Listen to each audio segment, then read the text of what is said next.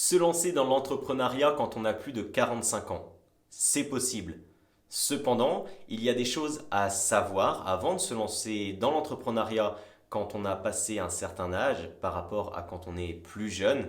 On va voir pourquoi il faut connaître ces points-là, pourquoi il faut y faire attention, car sinon on risque de ne pas faire vraiment longtemps, de tenir dans l'entrepreneuriat. Donc dans cette vidéo, on va voir 5 points, dont un point bonus pour se lancer dans l'entrepreneuriat quand on a plus de 45 ans dans les meilleures conditions. Mais juste avant ça, intro.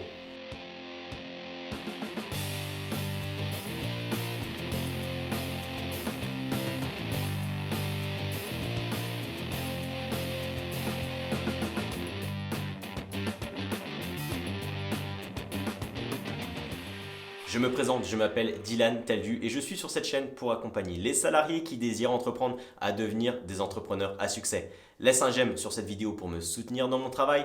Abonne-toi à la chaîne pour ne manquer aucune vidéo et ne rater aucun conseil. Si tu es nouveau sur cette chaîne ou si tu désires te lancer dans l'entrepreneuriat, j'ai une surprise pour toi. La surprise, elle se trouve dans le lien qui est disponible dans la description de cette vidéo YouTube. C'est fait pour les plus motivés d'entre vous. Encore une fois, si tu es prêt à te bouger, il y a un lien et une surprise qui se trouve pour toi dans la description de cette vidéo. Alors effectivement, quand on se lance dans l'entrepreneuriat à partir de 40, 45 ans, à partir d'un certain âge finalement, il y a à mon sens des choses à savoir, des choses à prendre en compte pour optimiser ses chances de réussite, car si on n'en prend pas conscience, si on ne fait pas attention à ces points-là, l'échec est beaucoup plus présent. Et j'imagine que si tu te lances dans l'entrepreneuriat et qu'aujourd'hui tu as plus de 40-45 ans, tu as envie de réussir à atteindre tes objectifs entrepreneuriaux. Donc ce que je vais faire, c'est que je vais te donner des conseils que je donnerais un petit peu à mes parents, parce qu'aujourd'hui mes parents, mon papa et ma maman, ont environ 45 ans, un petit peu plus. Et donc c'est comme si je leur adressais ces conseils et vraiment avec la plus grande bienveillance possible. Alors le premier conseil que je donnerais aux personnes qui se lancent dans l'entrepreneuriat à partir de 40-45 ans, ça serait d'avoir une certaine humilité, de se dire, comme Socrate le disait très bien, la seule chose que je sais, c'est que je ne sais pas, ou que je ne sais rien. Je ne sais plus exactement la phrase identique, mais comprends une chose, c'est que si tu as déjà vécu des expériences dans la vie, que tu as déjà vécu une activité salariale et que tu te bases sur cette activité salariale en te disant moi, je sais que je vais réussir dans l'entrepreneuriat parce que j'ai déjà une certaine expérience dans le salariat, etc., etc., crois-moi, tu risques de tomber de haut rapidement. Pourquoi? Parce que l'entrepreneuriat n'a rien à voir avec le salariat. Il y a des connaissances similaires, effectivement, il y a des compétences également que l'on peut développer dans le salariat et dans l'entrepreneuriat au niveau organisationnel, etc. Oui, je suis complètement d'accord avec toi. Cependant, le salariat et l'entrepreneuriat, ça n'a rien à voir. C'est deux styles de vie complètement différents. Et si tu penses arriver dans l'entrepreneuriat en ayant totalement confiance en toi, mais je dirais une confiance... avoir confiance en soi, c'est très important, mais avoir une confiance en soi surdimensionnée, peut-être trop haute, et croire que l'entrepreneuriat est un style de vie largement faisable et largement tenable, c'est se prendre tôt ou tard une claque dans la figure qui va te faire tomber bien bas. Parce que l'entrepreneuriat, c'est des claques. L'entrepreneuriat, c'est des échecs. L'entrepreneuriat, ça fait mal. Il y a des avantages, mais ça fait mal également. Et donc, le fait de croire qu'on est supérieur à l'entrepreneuriat, on va rapidement tomber de là où on est. Donc, si tu te lances dans l'entrepreneuriat, crois-moi, le conseil, c'est de se dire, d'être humble, d'avoir l'humilité de se dire, ok, la seule chose que je sais, c'est que je ne sais pas. Je repars de zéro, j'ai tout à reconstruire, j'ai beaucoup de compétences à apprendre et j'ai beaucoup de savoir à acquérir pour justement devenir un entrepreneur à succès. C'est le premier conseil que je pourrais te donner. Le deuxième conseil que je pourrais te donner finalement, ça serait de faire très attention à ton niveau d'énergie. Quand on est relativement jeune, quand on a 20 ans, 30 ans, on se peut de faire des écarts alimentaires, de peut-être se coucher plus tard, de sortir le week-end. On peut se permettre certaines choses qui font que notre énergie en pâtit un petit peu, mais finalement sans trop grande incidence. Pourquoi? Parce que quand on est jeune, la vie fait que on récupère en général plus vite. On perd peut-être moins d'énergie en faisant certaines activités, etc., etc. Donc on peut se permettre de faire certains écarts. Mais en prenant et en avançant dans l'âge, la vie fait que on récupère moins vite, on perd de l'énergie plus vite également, et il se peut qu'à un moment donné, tu te retrouves en déficit d'énergie. Donc Quand on a 40-45 ans, c'est à mon sens et plus bien évidemment, c'est très important de faire attention à son niveau d'énergie. De faire très attention parce que l'entrepreneuriat, tu le sais peut-être, mais c'est 50, 60, 70 heures, voire plus d'heures de travail par semaine. C'est énorme.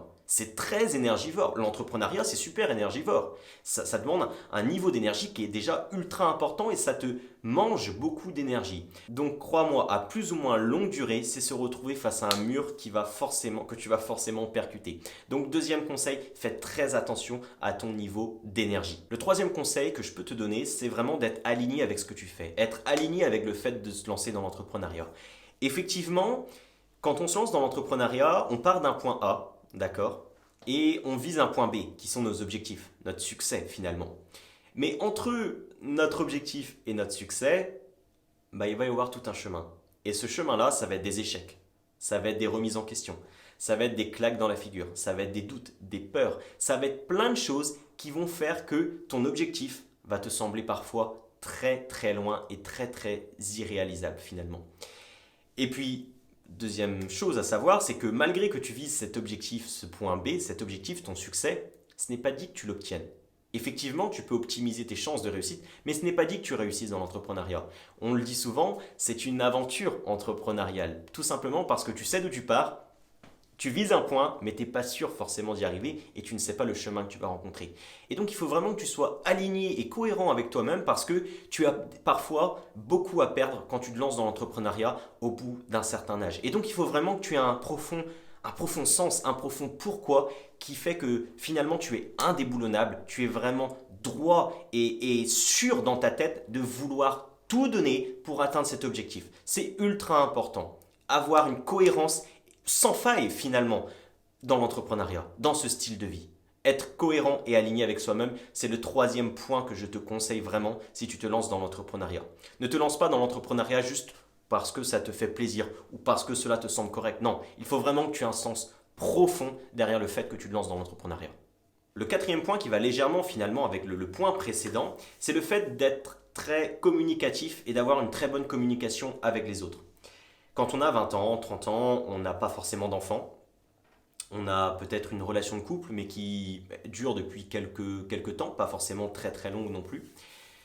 On peut se permettre de perdre, entre guillemets, ces relations-là.